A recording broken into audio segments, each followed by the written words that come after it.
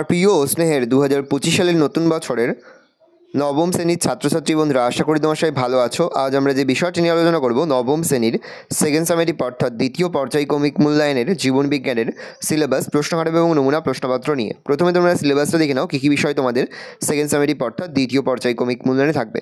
দ্বিতীয় পর্যায়ক্রমিক মূল্যায়নের ক্ষেত্রে ফুল মার্কস থাকবে তোমাদের 50, তার মধ্যে 40 নম্বরের লিখিত পরীক্ষা হবে আর 10 নম্বরে তোমাদের প্রজেক্ট জমা দিতে হবে। 40 নম্বরের যে লিখিত পরীক্ষা দেওয়ার সিলেবাসটা দেখে নাও, তোমাদের থাকবে শুধুমাত্র তৃতীয় অধ্যায় জৈবনিক প্রক্রিয়া, তোমাদের শুধুমাত্র থাকবে তৃতীয় অধ্যায় জৈবনিক প্রক্রিয়া। এখান থেকে তোমাদের এমসিকিউ থাকবে মোট 5টি, অতি সংক্ষিপ্ত থাকবে 10টি, সংক্ষিপ্ত থাকবে 5টি আর দীর্ঘ উত্তরভিত্তিক প্রশ্ন থাকবে 3টি।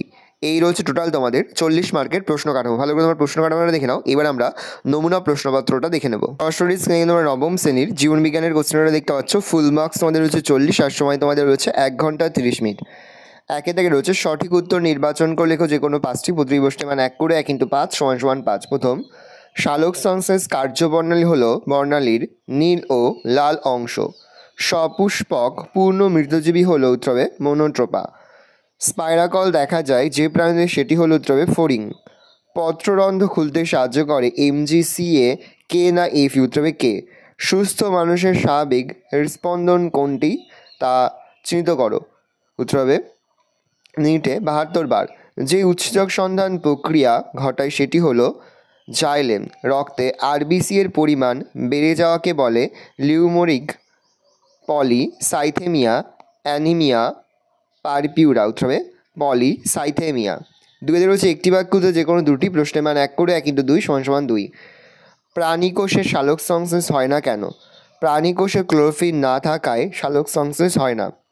কোন খনিজ মৌলটি ক্লোরোফিল সংগঠনের প্রয়োজন? ম্যাগনেসিয়াম। কোন কোষ দ্বারা পত্ররন্ধ্র বেষ্টিত থাকে? রক্ষী কোষ দ্বারা। তরুক্ষীর কোথায় পাওয়া যায়? বট, আকন্দ, রবার ইত্যাদি গাছে ক্ষীর নালীতে পাওয়া যায় তরুক্ষীর। শূন্যস্থান পূরণ করে যে কোনো দুটি, প্রশ্নের মান 1 করে 1 × 2 = 2। উদ্ভিদের খাদ্য পরিবহন করে উত্তরে ফ্লোয়েম। তাহলে উদ্ভিদের খাদ্য পরিবহন করে ফ্লোয়েম। শ্বসন প্রক্রিয়ায় মোট ড্যাশ অণু এটিপি উৎপন্ন হয়, উত্তরে 38। লসিকা এক প্রকারের ড্যাশ, উত্তরে তরল যোগ কলা। বৃক্কীয় নালিকার ইউ আকৃতির অংশটিকে কি বলে, উত্তরে হেনরির লুপ। চারিদার রয়েছে ঠিক বাক্যের ভেতর ঠিক আর ভুল বাক্যে করে ক্রস চিহ্ন দাও। প্রশ্নের মান 1 করে 1 × 2 = 2। যে কোনো দুটি করতে হবে। প্রথম, সিবনলের মাধ্যমে রসের উৎসস্রোত ঘটে, উত্তরে ভুল, তাহলে ক্রস চিহ্ন দেব। ব্যাপনের হার পদার্থের আণবিক গুরুত্বের বর্গমূলের সমানুপাতিক, উত্তরে ভুল, ক্রস চিহ্ন দেব। পতঙ্গের শ্বাসরঞ্জকবিহীন বর্ণহীন রক্তকে হিমোলিম বলে, উত্তরে ঠিক, তাহলে ঠিক চিহ্ন দেব। সালোক সংশ্লেষ সক্ষম ব্যাকটেরিয়ার নাম ইউগ্লিনা, উত্তরে ভুল, তাহলে ক্রস চিহ্ন দেব। 5 দাগে রয়েছে স্তম্ভের সঙ্গে বিস্তম্ভের সম্পর্ক স্থাপন করো। প্রশ্নের মান 1 করে 1 × 4 = 4। এই স্তম্ভে রয়েছে নাইট্রোজেনবিহীন রেচন পদার্থ লাইকেন, ম্যালেরিয়া, পাকস্থলী। আর বিস্তম্ভে রয়েছে মিথজীবী হাইড্রোক্লোরিক অ্যাসিড, গদ, কুইনাইন, ট্রাকিয়া। নাইট্রোজেনবিহীন রেচন পদার্থ হবে গদ, লাইকেন হবে মিথজীবী, ম্যালেরিয়া হবে কুইনাইন আর পাকস্থলী হবে হাইড্রোক্লোরিক অ্যাসিড। দুইতে রয়েছে সংক্ষিপ্ত যে কোনো 5টি, প্রতি প্রশ্নের মান 2 করে 2 × 5 = 10। হেনরি লুপ কোথায় অবস্থিত? এর কাজ উল্লেখ করো। অবস্থান: হেনরি লুপ মেরুদণ্ডী প্রাণীর বৃক্কের মেডালা অঞ্চলে অবস্থিত। এটি নেফ্রনের বৃক্কীয় নালিকার ইউ আকৃতি বিশিষ্ট অংশ।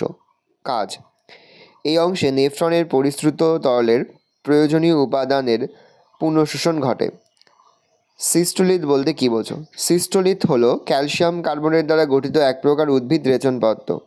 বট, রবার প্রভৃতি গাছের পাতার ত্বকে লিথোসিস্ট কোষের ছাদ থেকে আঙুরের থোকার মতো ঝুলন্ত অবস্থায় সিস্টোলিথ অবস্থান করে। পত্রমোচনের আগে পর্যন্ত এরা উদ্ভিদের পাতায় থাকে বলে উদ্ভিদটি বিভিন্ন খাদক প্রাণীর হাত থেকে রক্ষা পায়। অলিন্দ ও নিলয়ের মধ্যে দুটি পার্থক্য উল্লেখ করো। অলিন্দ ও নিলয়ের মধ্যে দুটি পার্থক্য হলো: 1, অলিন্দ হৃৎপিণ্ডের গ্রাহক প্রকোষ্ঠ কিন্তু নিলয় হৃৎপিণ্ডের প্রেরক প্রকোষ্ঠ। 2, অলিন্দের প্রাচীর পাতলা কিন্তু নিলয়ের প্রাচীর পুরু। ফাইব্রিনোজেন কি? রক্তরঞ্জনের গুরুত্ব উল্লেখ করো। ফাইব্রিনোজেন একটি হলো রক্তরসের একটি গ্লোবিউলিন জাতীয় প্রোটিন এবং রক্তসঞ্চালনের অন্যতম প্রধান উপাদান। তাহলে এটি হলো রক্তরসের একটি গ্লোবিউলিন জাতীয় প্রোটিন এবং রক্তসঞ্চালনের অন্যতম প্রধান উপাদান। গুরুত্ব: রক্তসঞ্চালনের সময়ে ফাইব্রিনোজেন ক্যালসিয়াম আয়নের উপস্থিতিতে থ্রাম্বিনের ক্রিয়াশীলতায় ফ্লাইবিন তন্তুতে পরিণত হয়। এই ফ্লাইবিন তন্তুর সমন্বয়ে গঠিত তন্তু জালেই লোহিত রক্তকণিকা ও শ্বেত রক্তকণিকাগুলি আবদ্ধ হওয়ার ফলে রক্তচঞ্চল সম্পন্ন হয়। হিমোগ্লোবিনের কাজ কী? রক্তে হিমোগ্লোবিনের কাজগুলি হলো: এক, অক্সিজেনের সঙ্গে যুক্ত হয়ে অক্সি হিমোগ্লোবিন ও কার্বন ডাইঅক্সাইডের সঙ্গে যুক্ত হয়ে কার্বো অ্যামিনো হিমোগ্লোবিন গঠন করে, যথাক্রমে অক্সিজেন ও কার্বন ডাইঅক্সাইড পরিবহনে সাহায্য করা। দুই, বাফার হিসাবে রক্তের অম্লত্ব ও ক্ষারত্বের ভারসাম্য রক্ষায় অংশ নেওয়া। তিন, পিত্ত, মলমূত্র ইত্যাদির বর্ণ গঠনে অংশগ্রহণ করা। রক্তকে এর প্রধান উপাদানগুলি কী কী? রক্ত ভ্রূণের মেসোডার্ম থেকে উৎপন্ন এক প্রকার অস্বচ্ছ লবণাক্ত সামান্য ক্ষারধর্মী তরল যোগকলা বা যোজক-কলা। প্রধান উপাদান: এটি রক্তরস ও তিন প্রকার রক্তকণিকা, যেমন লোহিত রক্তকণিকা, শ্বেত রক্তকণিকা, অনুচক্রিকা নিয়ে গঠিত। পুরুষ অপেক্ষা মহিলাদের বিএমআর কম হয় কেন? এক, মহিলাদের দেহবর সমবয়সী পুরুষের তুলনায় কম থাকে বলে তাদের বিএমআর কম হয়। দুই, মহিলাদের দেহে মেদ কলার মাত্রা সমবয়সী পুরুষের তুলনায় বেশি হয়। এই কোষের বিপাক হার পেশী কোষের বিপাক হারের তুলনায় কম হয়। এই কারণে পুরুষ অপেক্ষা মহিলাদের বিএমআর কম হয়। মিথজীবীয় পুষ্টি কাকে বলে? এর উদাহরণ দাও। মিথজীবীয় পুষ্টি বা মিথজীবিতা যে পুষ্টি পদ্ধতিতে দুটি ভিন্ন জীব পরস্পরের সহজে বাস করে এবং একে অপরের ওপর পুষ্টি, প্রতিরক্ষা, অবস্থান ইত্যাদির জন্য নির্ভরশীল হয়ে বেঁচে থাকে তাদের মিথজীবীয় পুষ্টি বা মিথজীবিতা বলে। এভাবে পুষ্টি সম্পন্নকারী জীবেদের মিথজীবী বলে। উদাহরণ: ছত্রাক, শৈবালের সমন্বয়ে গঠিত লাইকেনের পুষ্টি, মটর গাছ ও রাইবোজিয়ামের মিথজীবিতা। 6 দাগের প্রশ্নগুলো দেখলাম, এবার আমরা 7 দাগের প্রশ্নগুলো দেখে নেব। 7 দাগের প্রথম প্রশ্ন দিয়েছে সালোক সংশ্লেষ পদ্ধতির তাৎপর্য ও গুরুত্ব আলোচনা করো। প্রশ্নের মান রয়েছে 5। সালোক সংশ্লেষের গুরুত্ব বা প্রয়োজনীয়তা। 1, শক্তির উৎস সালোক সংশ্লেষ। সালোক সংশ্লেষ পদ্ধতিতে সৌরশক্তি স্থিতিশক্তি রূপে গ্লুকোজে সজ্জিত হয়। গ্লুকোজে সজ্জিত স্থিতিশক্তি খাদ্য শৃঙ্খলের মাধ্যমে অন্যান্য জীবের দেহে প্রবাহিত হয়। সুতরাং সালোক সংশ্লেষে প্রস্তুত খাদ্যের মধ্যে সঞ্চিত স্থিতিশক্তি সমস্ত জীবগুলির শক্তির উৎস। 2, খাদ্যের উৎস। সবুজ উদ্ভিদ সালোক সংশ্লেষ প্রক্রিয়ায় শর্করা জাতীয় খাদ্য উৎপাদন করে। গ্লুকোজ থেকে প্রোটিন, ফ্যাট ও অন্যান্য খাদ্য তৈরি হয়। তাই শাকাহারী প্রাণীরা খাদ্যের জন্য প্রত্যক্ষভাবে আর মাংসাশী প্রাণীরা খাদ্যের জন্য পরোক্ষভাবে উদ্ভিদের ওপর নির্ভরশীল। বায়ুমণ্ডল, এটা O2 হবে। O2 ও CO2 এর পরিমাণের ভারসাম্য রক্ষা। জীবকুল শ্বসন প্রক্রিয়ার সময় O2 গ্রহণ করে এবং CO2 পরিত্যাগ করে। শুধুমাত্র শ্বসন প্রক্রিয়া চলতে থাকলে বাতাসে, এটা O2 হবে, O2 এর পরিমাণ কমে যেত এবং CO2 এর পরিমাণ বেড়ে গিয়ে পরিবেশ দূষিত হতো। কিন্তু সবুজ উদ্ভিদের সালোক সংশ্লেষ প্রক্রিয়ার জন্য বায়ুর CO2 গৃহীত হয় এবং পরিবেশে O2 মুক্ত হয়, ফলে বায়ুতে O2 এবং CO2 এর ভারসাম্য বজায় থাকে। 4, জ্বালানির উৎস। প্রাকৃতিক বিপর্যয়ের ফলে উদ্ভিদ মাটির নিচে চাপা পড়ার বহু বছর পরে কয়লা ও খনিজ তেলে রূপান্তরিত হয়। কয়লা ও খনিজ তেল সঞ্চিত শক্তি হলো প্রকৃতপক্ষে অতীতকালে সালোক সংশ্লেষের মাধ্যমে আবদ্ধ সৌরশক্তি, অর্থাৎ সমস্ত জ্বালানির উৎস হলো উদ্ভিদের সালোক সংশ্লেষ। 5, মানব সভ্যতার অগ্রগতিতে ভূমিকা। উদ্ভিদ থেকে আমরা খাদ্য, কাঠ, কয়লা, বস্ত্র, রবার, কাগজ, বিভিন্ন প্রকার রং, আঠা, ভেষজ ওষুধ ইত্যাদি প্রয়োজনীয় সামগ্রী পেয়ে থাকি। সুতরাং মানব কল্যাণ এবং মানব সভ্যতার বিকাশে সালোক সংশ্লেষের অবদান অপরিসীম। অথবা দিয়ে প্রশ্ন তোমাদের রয়েছে বাষ্পমোচনের গুরুত্ব বা প্রয়োজনীয়তা লেখো এবং ক্ষতিকারক দিকগুলি উল্লেখ করো। বাষ্পমোচনের গুরুত্ব বা প্রয়োজনীয়তা। 1, রসের উৎস স্রোত। বাষ্পমোচনের ফলে বাষ্পমোচন টানের সৃষ্টি হয়। একটি জাইলেম বহিকার নিরবিচ্ছিন্ন জলস্তম্ভের ওপর একটি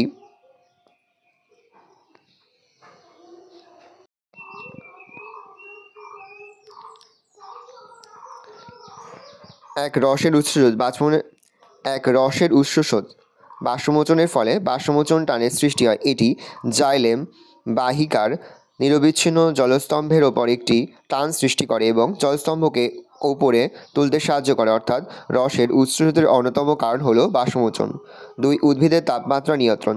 বাষ্পমোচন প্রক্রিয়ায় অতিরিক্ত জল নির্গত হওয়ার ফলে উদ্ভিদ দেহ সতেজ ও শীতল থাকে। 3, জল শোষণ। বাষ্পমোচনের ফলে উদ্ভিদের জলের যে ঘাটতি দেখা দেয় তা উদ্ভিদের মূলরম দ্বারা জল শোষণের পরিস্থিতি সৃষ্টি করে। 4, উদ্ভিদের জলের ভারসাম্য রক্ষা। বাষ্পমোচনের দ্বারা উদ্ভিদ থেকে প্রয়োজনের অতিরিক্ত জল নির্গত হয়, ফলে উদ্ভিদের জলের ভারসাম্য বজায় থাকে। পয়েন্ট করবে বাষ্পমোচনের ক্ষতিকারক প্রভাব। 1, অবনমন, শুষ্ক পরিবেশে জল শোষণের তুলনায় বাষ্পমোচন হার বেড়ে গেলে উদ্ভিদ থেকে অতিরিক্ত মাত্রায় জল নির্গত হয়ে যায়, ফলে উদ্ভিদের পাতা ও অন্যান্য নরম অংশগুলি শুকিয়ে যায় ও নেতিয়ে পড়ে। এই প্রক্রিয়াকে অবনমন বলে। এই প্রক্রিয়াটি মাত্রাতিরিক্ত হলে উদ্ভিদের মৃত্যু পর্যন্ত হতে পারে। 2. গ্যাসীয় বিনিময়ে বাধা দান। পত্ররন্ধ্রীয় বাষ্পমোচনের হার মাত্রাতিরিক্ত হলে পত্ররন্ধ্রের মাধ্যমে সালোকসংশ্লেষ ও শ্বসনের জন্য প্রয়োজনীয় গ্যাসের বিনিময়ে অনেক সময় ব্যাঘাত ঘটে। 3. জলের অপচয়। শোষিত জলের মাত্রা 10% উদ্ভিদ ব্যবহার করে, বাকি 90% জল বাষ্পমোচনের ফলে দেহ থেকে নির্গত হয়ে যায়, তাই বাষ্পমোচনে জলের অপচয় ঘটে। বাষ্পমোচনের প্রয়োজনীয়তা এবং ক্ষতিকারক উভয় দিক থাকার জন্যই বিজ্ঞানী কার্টিস্ট বাষ্পমোচনকে একটি প্রয়োজনীয় ক্ষতিকারক পদ্ধতি বলে অভিহিত করেছেন। এটাকে তোমরা প্রায় চেঞ্জ করে লিখবে। প্রশ্ন, উদ্ভিদে খাদ্য সংবহন প্রক্রিয়াটি সংক্ষেপে বর্ণনা করো। প্রশ্নের মান 5। উদ্ভিদে খাদ্য সংবহন প্রক্রিয়া। পয়েন্ট করবে। পাতায় প্রস্তুত খাদ্যবস্তু উদ্ভিদের ফ্লোয়েম কলার মাধ্যমে পাতা থেকে কাণ্ডে, মূল, ফুল ও ফলে পরিণত হয়। ফ্লোয়েম কলার সিবনলের কোষগুলি পরপর সজ্জিত হয়ে একটি অবিচ্ছিন্ন অঙ্গ গঠন করে। সিবনলের ভিতরের অনুপ্রস্থ প্রাচীর চরণের মতো ছিদ্রযুক্ত হওয়ায় তরল খাদ্যবস্তু সহজেই পরিবাহিত হতে পারে। এই সিবনল থেকেই খাদ্যরস ব্যাপন প্রক্রিয়ায় উদ্ভিদের বিভিন্ন অংশে ছড়িয়ে পড়ে। এর চাপপ্রবাহ মডেল অনুযায়ী ফ্লোয়েমের মাধ্যমে খাদ্য সংবহনের বিভিন্ন ধাপগুলি নিম্নরূপ। 1. প্রথম পর্যায়। উদ্ভিদের পাতার মেসোফিল কলায় সালোকসংশ্লেষ প্রক্রিয়ায় সুক্রোজ জাতীয় খাদ্যবস্তু উৎপন্ন হয়। এই জৈব খাদ্য মেসোফিল কলার কোষ থেকে বান্ডিল আবরণী কোষ, ফ্লোয়েম, প্যারেনকাইমা কোষ এবং সঙ্গী কোষ অতিক্রম করে অবশেষে পাতার শিরার মধ্যে অবস্থিত সিবনলে পৌঁছায়। কোষ থেকে কোষের খাদ্যের এই প্রবাহ মূলত সক্রিয় পরিবহন পদ্ধতি হয়, যেখানে কোষ পর্দা অবেদ্য পর্দারূপে কাজ করে। 2. দ্বিতীয় পর্যায়। খাদ্যবস্তু প্রবেশের ফলে সিবনলের কোষগুলিতে রসের ঘনত্ব বৃদ্ধি পায়। তার ফলে আশেপাশের জাইলেম বাহিকাগুলি থেকে জল কোষান্তর অভিস্রাবণ প্রক্রিয়ায় সিবনলে প্রবেশ করে। 3. তৃতীয় পর্যায়। জল প্রবেশের ফলে সিবনলের কোষগুলিতে উচ্চচাপের সৃষ্টি হয়। এই অতিরিক্ত চাপ সুক্রোজের দ্রবণকে প্রধানত নিম্নভিমুখে প্রবাহিত করে এবং উদ্ভিদের বিভিন্ন অঙ্গের কলা কোষে পৌঁছে দেয়। অথবাদি রয়েছে। প্রশ্ন, জীবদের পুষ্টির গুরুত্ব বা তাৎপর্যগুলি আলোচনা করো। 2+3। পুষ্টি। যে পদ্ধতিতে জীব খাদ্য উপাদান গ্রহণ করে সেটিকে পরিপাক, শোষণ, আত্তীকরণ, বহিষ্করণ অথবা সংশ্লেষণ বা আত্তীকরণ করে। প্রশ্ন, জীবদের পুষ্টির গুরুত্ব বা তাৎপর্যগুলি আলোচনা করো। 2+3। পুষ্টি। যে পদ্ধতিতে জীব খাদ্য উপাদান গ্রহণ করে সেটিকে পরিপাক, শোষণ, আত্তীকরণ, বহিষ্করণ অথবা সংশ্লেষণ ও আত্তীকরণ করে দেহের বৃদ্ধি, ক্ষয়পূরণ, রোগ প্রতিরোধ করে এবং খাদ্যস্থিত স্মৃতিশক্তিকে ব্যবহারযোগ্য শক্তিতে রূপান্তরিত করে তাকে পুষ্টি বলে। পুষ্টির গুরুত্ব বা তাৎপর্য। পুষ্টির গুরুত্ব বা তাৎপর্যগুলি হলো: 1. দেহের বৃদ্ধি। পুষ্টির মাধ্যমে প্রোটোপ্লাজমের ভর বৃদ্ধি ঘটে। এর ফলস্বরূপ দেহের কোষ বিভাজন হয় বা বিভাজিত হয় এবং জীবদের সামগ্রিক বৃদ্ধি ঘটতে পারে। 2. ক্ষয়পূরণ। বিভিন্ন অপচিতি, বিপাক, ঘাতজনিত কারণে দেহে যে ক্ষয় ঘটে, পুষ্টির দ্বারা সেই ক্ষয়ের পূরণ হয়। 3. রোগ প্রতিরোধ। পুষ্টির দ্বারা গৃহীত ভিটামিন ও অন্য উপাদান দেহে রোগ প্রতিরোধ করে। 4. ভবিষ্যতের সঞ্চয়। দেহে গৃহীত অতিরিক্ত খাদ্য উপাদান জীবদেহে মেদ বা শ্বেতসার রূপে সঞ্চিত হয়। ভবিষ্যতে প্রতিকূল পরিবেশে তা শক্তির উৎসরূপে কাজ করে। 5. জৈবনিক কাজের সহায়তা। পুষ্টির দ্বারা জীবদেহে বিভিন্ন প্রকার জৈবনিক কাজ যেমন রেচন, জনন, চলন, গমন এ খাদ্য শক্তি সরবরাহ হয়। পরের প্রশ্ন, উদ্ভিদের রেচনপত্র ত্যাগের বিভিন্ন পদ্ধতির বিবরণ দাও।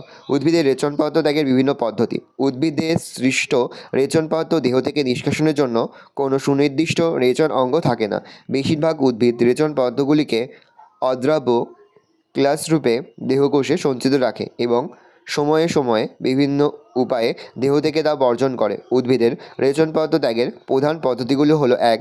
বাকল মোচন। অর্জুন, পেয়ারা, ইউক্যালিপটাস প্রভৃতি উদ্ভিদ সাময়িকভাবে তাদের রেচনপত্র বাকলে অর্থাৎ ত্বকে সঞ্চিত রাখে ও পরে বাকল মোচনের মাধ্যমে সেগুলি ত্যাগ করে।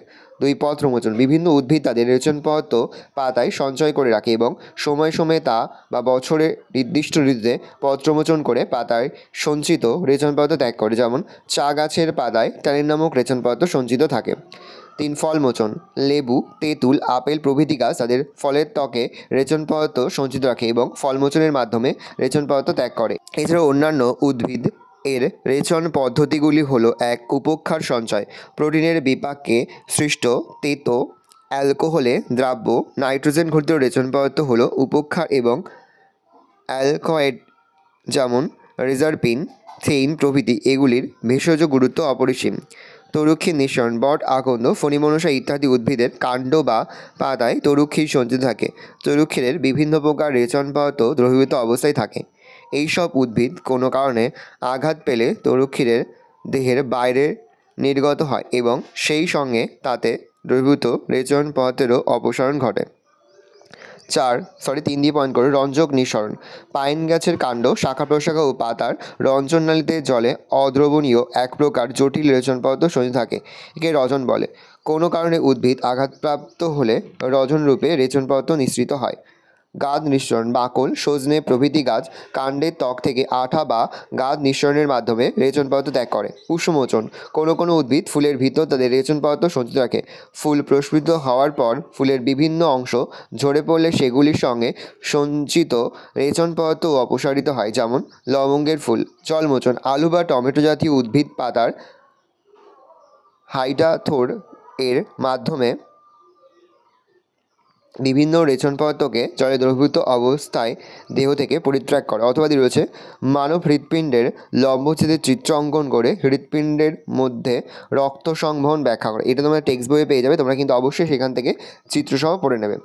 ভালো করে দেখে নাও। এই রয়েছে টোটাল তোমাদের সেকেন্ড সেমেরি অর্থাৎ দ্বিতীয় পর্যায়ক্রমিক মূল্যায়নের নবম শ্রেণীর জীবনবিজ্ঞানের কোশ্চেন পেপার। ভালো করে কোশ্চেনটা দেখে নাও। আশা করি ভিডিওটা ভালো লেগেছে। ভিডিওটা ভালো লাগলে ভিডিও লাইক করতে ভুলবেন না। আমার চ্যানেল নতুন হাত লাল ক্লিক সাবস্ক্রাইব প্রেস করে পাশে বেল আইকন প্রেস করো, যখন নতুন করে ভিডিও আপলোড করি সবার ফার্স্ট নোটিফিকেশন তোমরা পেয়ে যাও। আর এই ভিডিওটি তোমার বন্ধু বান্ধবী আত্মীয়স্বজন সবার মধ্যে কিন্তু অনেক শেয়ার করে, যে বছর নবম শ্রেণীতে পড়ছে। আমরা কিন্তু ইতিমধ্যে নবম শ্রেণীর প্রতিটি বিষয়ের সিলেবাস, প্রশ্নকার এবং নমুনা প্রশ্নপত্র কিন্তু আপলোড করুন এখনও পর্যন্ত। সেই ভিডিওগুলো না দেখে থাকো, ভিডিওগুলো কিন্তু তাড়াতাড়ি দেখে নাও। তোমাদের সকলকে জানাই আগাম পরীক্ষার অনেক শুভেচ্ছা এবং অভিনন্দন। আশা করি সকলের পরীক্ষায় খুব ভালো হবে। কোনো প্রশ্নের উত্তর লিখতে বা বুঝতে যদি কোনো রকম অসুবিধা হয় তাহলে কিন্তু নির্দ্বিধায় কমেন্ট সেকশনে কমেন্ট করে যাতে একদমই ভুলবে না। ভালো করে দেখে নাও কোশ্চেন পেপারটা।